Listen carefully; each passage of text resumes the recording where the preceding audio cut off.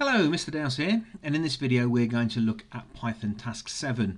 And what I wanted you to do was tell me what the differences were between these 4 lines of code. They're all very similar. We've got print hello world in double quotes, we've got print hello world in single quotes, we've got print hello plus world in quotes, and we've got print hello comma world in quotes. Well, the first line of code and the second line of code do exactly the same thing. They just print hello world.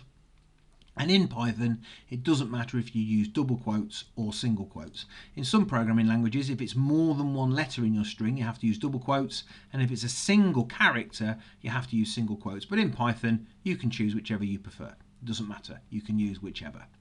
This is where things get a little bit different with hello plus world and hello comma world. And these are concatenation commands. What we're saying is we want to glue these strings together. There's a difference though. The plus glues these two strings together to make one string without a space, so it becomes hello world, all one word. But if you glue the strings together with a comma, if you concatenate the strings with a comma, it puts a space between them. So even though there's no space in these quotes, it will add a space in. There's no space in these quotes, so they'll be joined directly together with the plus. But here, even though there's no space, the comma will give us a space. So let's run it again. We should see hello space world, hello space world, hello world no space, hello world with a space.